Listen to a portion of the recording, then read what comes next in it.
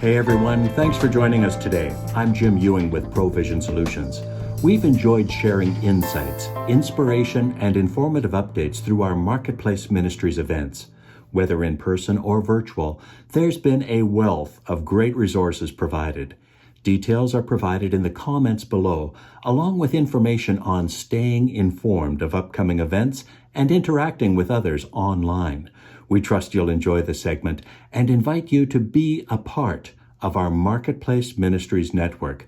We'd love to have you as part of our collaborative Christian community. Thanks. And now, here's our presentation.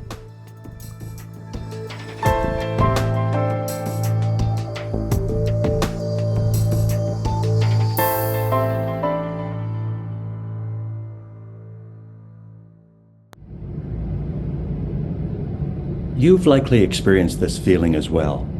Traveling by motor vehicle for an extended period of time, it can be tiring, even exhausting. What wouldn't you give for a great cup of coffee? Such was the case on a recent trip to Vancouver Island on Canada's west coast. As we disembarked from a 90-minute ferry ride, one of our party did an impromptu internet search for the best coffee on the island. She came across Level Ground Coffee Roasters and their Roastery Cafe. Now, little did my group know that I had previously arranged to meet Stacey Toews, co-founder of this well-established fair trade business. In fact, I'd be interviewing him the very next morning. We soon arrived and enjoyed some of their finely crafted coffees. They were so nice. Our spirits were lifted with this relaxing break prior to continuing our journey for the day. Now, how about grabbing a cup of coffee yourself as Stacey shares some of what they do, their motivations, the challenges overcome, and the difference they're making as they provide great coffee within reach.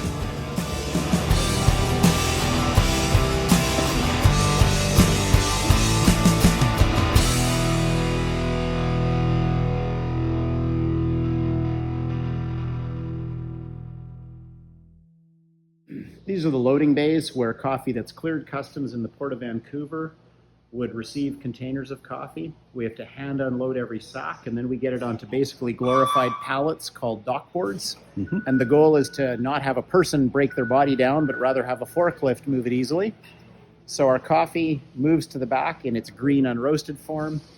It then moves to a roasting room, then a packaging room, and then it comes right back to here where we're standing, which is the picking area where all the customers are staged that we received the previous day. And then it goes back out on Canada Post, Perlator, Dan Ross, FedEx, usually a day or two after it was ordered. So, lots of storage space here. Yeah, this is about a 20,000 square foot facility. We're roasting 100 to 200 customers' orders every day.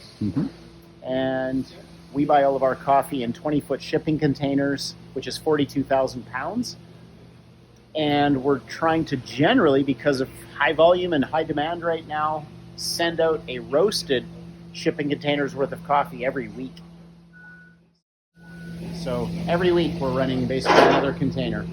That's a little more than I would usually use. You'd have to be pretty thirsty.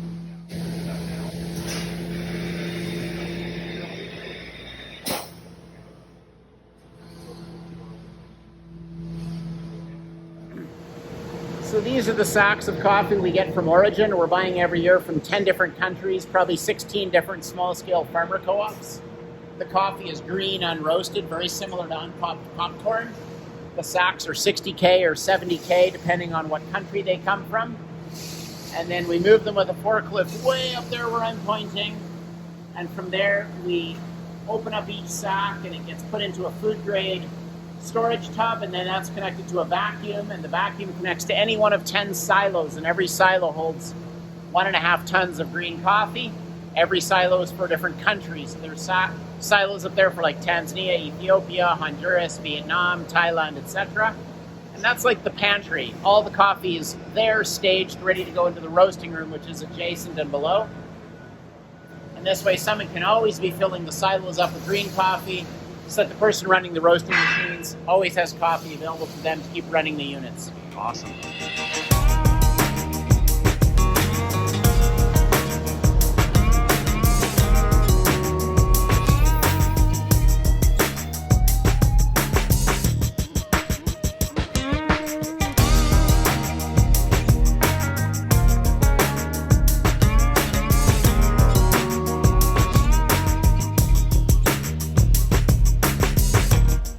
So the heart of the whole company for Level Ground getting going was about social impact.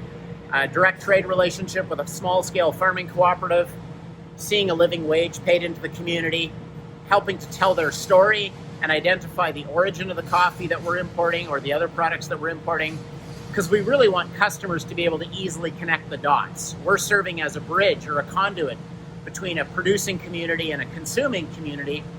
And really our way of and reason for getting into business was, how do we see a stewarding of these resources that consumers have and do the most with it socially. But in growing our business, what we saw was a major weakness in the early years was a lack of integrity in creation care, or some would say environmental stewardship. So we've worked really hard on that for the last 25 years or so. I'll give you some examples of what we've done. Our facility's been zero to landfill for like 25 years. So in order to be zero to landfill, these are some of the things we do. We have a storage container in the back behind our facility. It's unlocked. And inside that storage container are 13 different streams of recycling. This way, not only in our facility, but any one of our 40 staff can take all of the recycling from their household. You might not even know it's recyclable. And we go way beyond the local municipal blue box program. 13 different streams. So things like 3 different streams of polystyrene, which is a fancy way of saying styrofoam. So food contaminated, big rigid pieces that would be around monitors, for instance, and packing peanuts. That's 3 streams. Soft plastic, which are LDP, low density polyethylene, gable top cartons. All of these are recycled and landfill diverted. And so all of the staff who work here can bring all of their recycling from their household free of charge, and their home can also be landfill free. So that's one of the initiatives. Then we have 2 byproducts that are organic from the roasting process. The coffee sacks that are empty go to local farms and gardens for ground cover. And the coffee chaff that comes off of the roasting process, we generate like up to 10,000 liters a week of coffee chaff that goes to local organic composting for soil building and food production. Then after that, we have green commute subsidies. Canada is a big place with usually a fairly poor transportation network. So here's some of the ways that we subsidize or incentivize our staff. If you drive an EV to work, we have 2 charging stations free of charge to recharge your vehicle. If you ride your bicycle or self-power, because you might skateboard or run, we pay you per kilometer, and our best parking is covered bike parking with a full repair mechanic stand at the front of the facility. If you carpool, the driver and the passenger equally get compensated for carpooling and sharing a ride. And if you take transit, your transit cost is covered. Basically, you can pick and choose and even hybridize a mix of these every day. We incentivize you every 2 weeks on your paycheck for these behaviors. And the goal is just anything to get beyond one person in one fossil fuel burning vehicle. Level Ground puts money toward to incentivize it. Okay, so from the roaster, Stacey, you were just showing me a moment ago the packaging area where the beans get put into little packages, and then I guess those little packages get put into bigger packages. And we're kind of standing in that area right now where you put, your people put these packages all together for the clients that they're looking forward to their orders. We're fulfilling 100 to 200 customer orders a day. Mm-hmm. And some orders might just be 10 pounds for a cafe or a church. Mm-hmm. And some orders might be a 5-ton truckload going to a grocery store chain or a distribution center. Mm-hmm. And so what our goal is here is we're just taking fresh roasted coffee, putting it in the right package, beans are ground, the right format size, and then shipping it out to the customer. And our goal is to ship across Canada and get those outgoing orders every day that we received the prior day. Mm-hmm. Awesome. And you've been in this space for about 6 years now? Yes. And it is your 5th location that you've operated from? Yeah, since '97, this is our 5th facility. Yeah, starting from a garage and packaging in a downtown. Yeah, just doing 4-pound batches at a time. Yeah. Where 100 pounds would keep us going all night in production because we only ran at night when we borrowed the space. And now we're at a point where we're able to push, 3 or 4 tons a day out with a big team we're running our roasters about 100 hours a week. Yeah. Well, with those hours that you were operating back then, it wouldn't surprise me if you used some of those 4-pound batches to stay awake.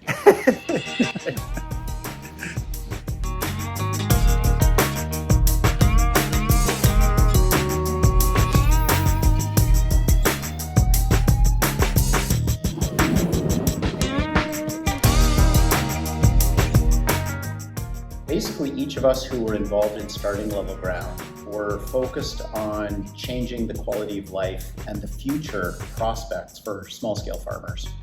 All of us had lived or worked in other countries, in places where people were grinding it out and struggling to make a living, and often with very low levels of hope. And our target has always been to improve quality of life, and then the kind of question was whose quality of life? And what we saw is that not the poorest of the poor would be our focus, but farmers.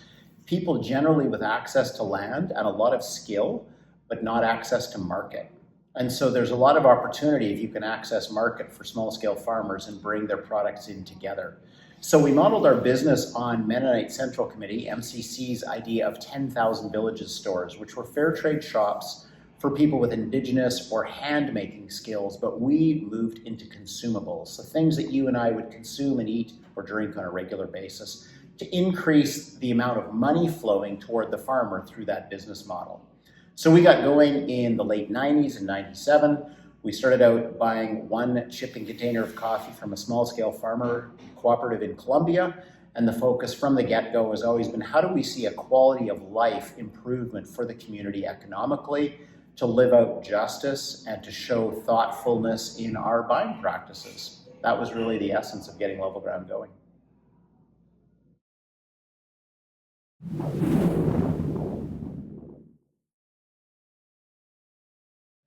So as we were getting Level Ground going from the outset, we were looking at, what are we wanting to accomplish? What are we trying to achieve? What's kind of like the mark or measure of success? It's always, for me, been based on volume, because growing the volume of the coffee means increasing the impact, because the numbers of farmers' harvests coming to us will get bigger.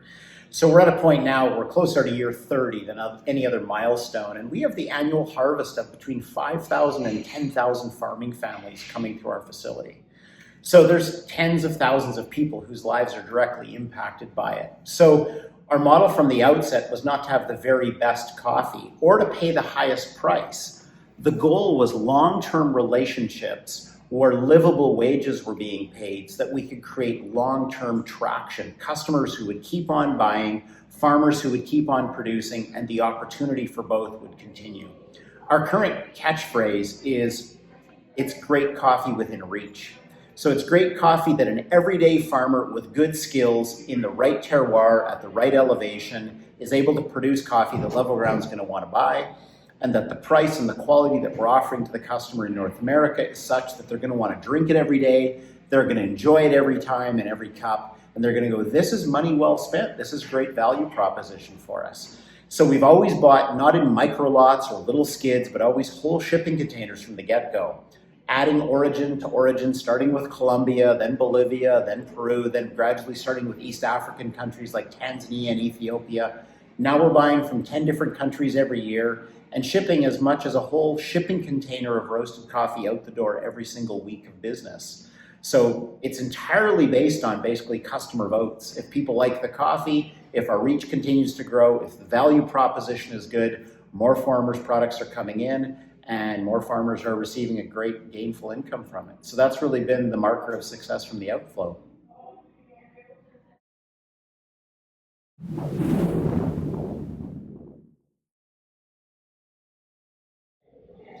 When we think at Level Ground about our target customer or the demographic that we're reaching for, we have kind of 3 words that we use to describe the posture we're taking as a brand. And this best embodies who it is we're trying to reach out to. We want to be warm, fun, and artisanal. So when you look at the artwork, the color palette choices of our packaging, the way that we message, we're not taking ourselves too seriously. We're very interested, obviously, in the quality of the coffee first, because that's going to dictate the experience.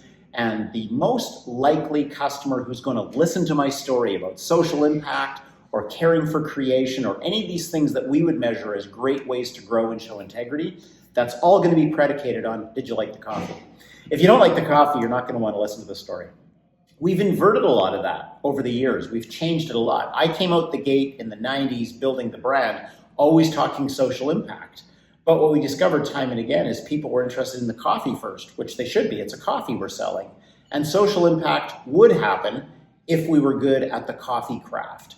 And so we do a steady evolution of how we're growing our business and messaging what we do, but we've never changed what we do at the back end of impacting farmers' lives for the better. But we don't message that nearly as much now. We message what the customer wants to hear, which is, this is great coffee. And in being warm, fun, and artisanal, people are open to basically feeling they can approach us, they can ask us questions. We are coffee experts, but with no attitude attached.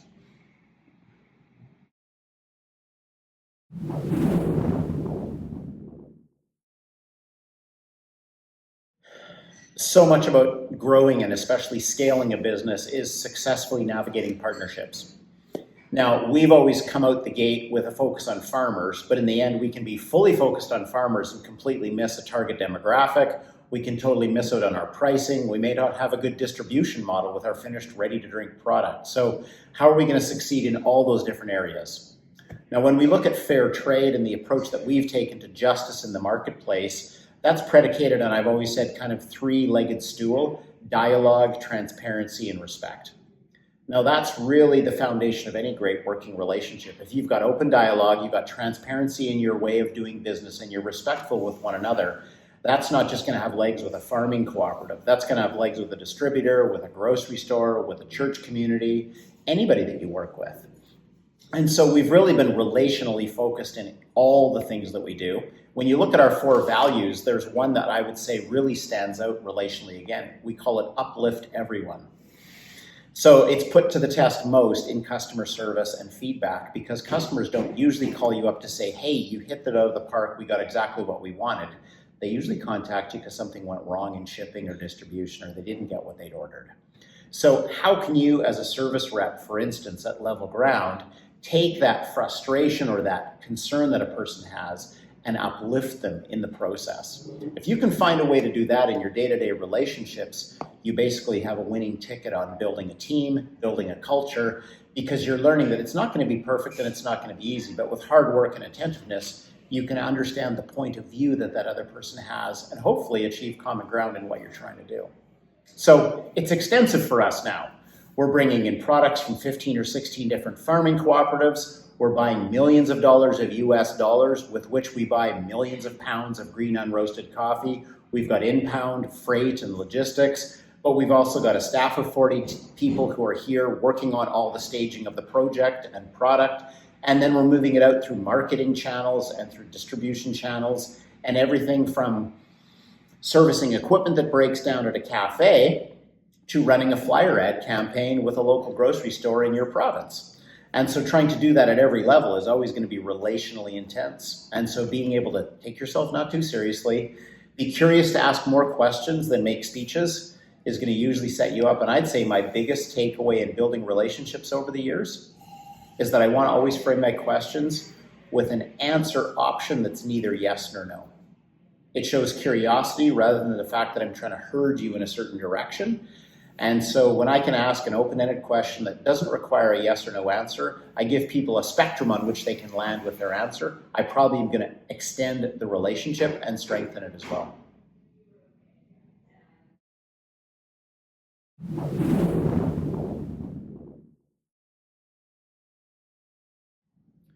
There's so many facets to finances in running a business. I think of our first purchase, which was 10,000 pounds of green unroasted coffee that we purchased, and it was at sea on its way to us. We didn't have a place to roast it. We didn't have a package designed, but it was a $100,000 expense. And as a person in my 20s, without a family, without a home, and really volunteering in the role that I had created in the company that I had created, I didn't know how I was going to sell it. I didn't know how I was going to recoup my costs, and I didn't know how to run a business. I went to friends and family to borrow money from them and trust that they would bet on me and the others who had founded the business. That felt like a way bigger deal, getting $100,000 borrowed then 28 years ago than it did more recently to build a building and borrow $4 or $5 million to construct that facility. Because we're going to evolve through the iterations of our business as we do in our own personal growth. And so it's always been challenging, I would say, to figure out the money. And many times we've gotten it wrong or not as right as we could have. I'd say the biggest single mistake we made early that's always been a challenge is to understand what the true cost will be of doing business right to the point of getting it to the finish line at the customer end. And realizing in our case, in food, probably we will need a distributor to reach many points that we cannot reach on our own. And a distributor lays in a cost, a built-in expense that we had never factored for originally, which means we've struggled for years to price competitively and price in a way that allows us to reach, in a place like Canada, as far afield as possible, an area that's geographically vast. You need to have people with expertise in areas, maybe it's marketing, maybe it's distribution, maybe it's quality control, that you have no inbuilt team success or experience in. So you're gonna have to hire people out or bring them on board. And in those little surges where you have to learn to level up to address these issues that are sticking points if you wanna grow, there's often massive cost outlay to build your base and know how you're gonna circumvent these challenges that have happened. And so whether it's a $100,000 one-time purchase of inputs or a $5 million purchase of a facility or bridge financing, well, the crop is ready, but you don't have the money, we have to find ways to do it. So in the end, being open, being honest, seeing the needs, seeing the challenges, and finding alliances everywhere that you can, man, that's rich.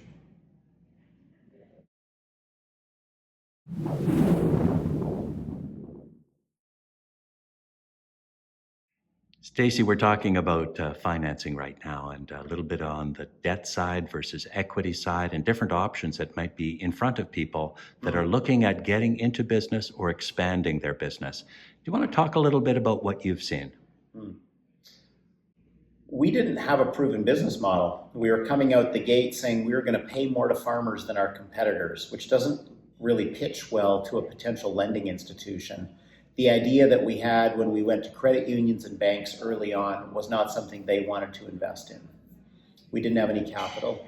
We didn't have anything they could seize if we weren't successful in paying the bills. So we went to friends and family. I'd say at peak, we got up to as much as $2.5 million raised on promissory notes from friends and family. I was really putting a lot of my relationships and relatives on the line in that. We always had the same one-page agreement, and it was that we would return an annual rate of 7% and we would pay that interest quarterly. We never missed a payment in all the years of doing that, and gradually weaned ourselves off of friends and family money and moved increasingly into credit unions and then into more formal banking relationships. And as we paid off debt on our facilities, the buildings that we'd owned, we're in our fifth one now in our history, we were able to have something that was there on the line that the bank would do. You know, we're still at a place where often shareholder guarantees were required for those mortgages, where there was a lot of exposure and personal risk for those of us who had founded the company. So it's been basically graduated from friends and family only to much more banks and credit unions rather than friends and family, and from shareholder guarantees, weaning ourselves off of that to the point where the company was profitable enough that shareholder guarantees weren't necessary. So that's been kind of like our 28-year evolution of working on that.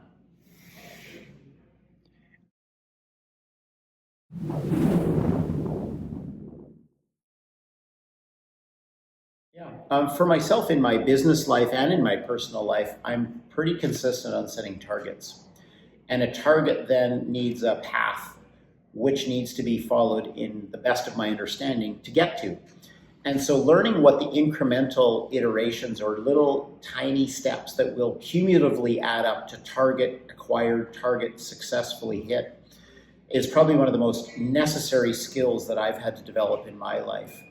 You don't just say, I'm going to become married one day. There would be a host of different steps a person would go through to probably get to that point that success has been achieved in marriage. Then once you're there, how are you going to have a happy marriage or a long-lasting marriage or the communication you're looking for? We can use this in everything from I want to be a better athlete to I want to be a better parent to I run a more profitable business that's more purposeful. And so setting a target in so many different spheres of life that's very specific in what will be the steps and iterations I will acquire, possibly daily, to get to that ultimate end that I'm working towards. Then taking some time to celebrate. Hey, mission accomplished, or regroup and say, that's not going to work anymore. I'm going to have to reframe what it is that I'm targeting. I think that's one of the most necessary steps in my personal disciplines that I've been able to use and also share with others that helps us feel fresh, help us feel motivated, and we're able to at least celebrate the little wins as we move along together.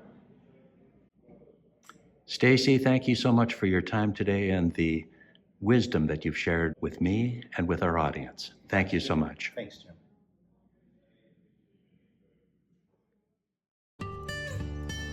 Thanks for being with us. We trust you found this to be helpful.